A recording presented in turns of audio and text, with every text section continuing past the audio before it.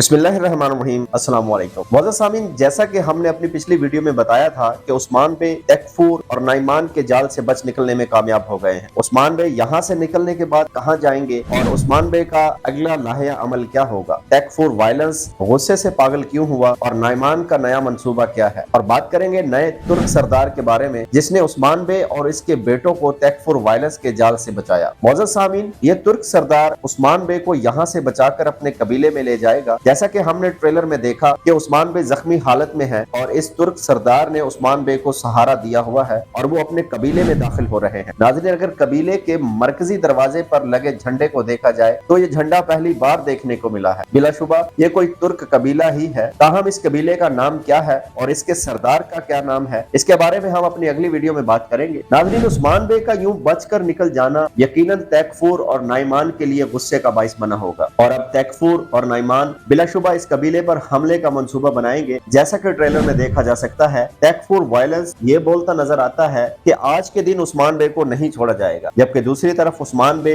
इस नए कबीले में पहुंचते ही हिफाजती इकदाम बढ़ा देंगे। जैसा कि ट्रेलर में देखा जा सकता है कि कबीले के सिपाही बड़ी तेजी के साथ जंगी तैयारियों और हिफाजती इकदाम करते नजर आ रहे हैं। ट्रेलर के आखिरी सीन में भी जब तकफूर वायलेंस और नाइमान ने इस कबीले पर हमला किया तो उस्मान बे वहीं पर मौजूद थे, बल्कि तकफूर का इंतजार कर रहे थे। मोअज़्ज़ज़ सामीन, यहाँ पर बड़ी जबरदस्त किस्म की लड़ाई होगी। क्या यनी शहर से भी सिपाही यहाँ पर पहुंच जाएंगे, क्योंकि हमने उस्मान बे के घोड़े को यनी शहर देखा, जिसके बाद बाला खातून, मालहुन खातून और सिपाही उस्मान बे की तलाश में निकल पड़ेंगे। मोअज़्ज़ज़ सामीन, अगर आज की वीडियो आपको अच्छी लगी हो तो हमारे चैनल को सब्सक्राइब करके वीडियो को लाइक और शेयर कर दें। बेल आइकॉन का बटन जरूर दबाएं ताकि आने वाली हर नई वीडियो का नोटिफिकेशन आपको मिल सके। मिलते हैं इंशाल्लाह अपने नेक्स्ट वीडियो में। अल्लाह हाफिज।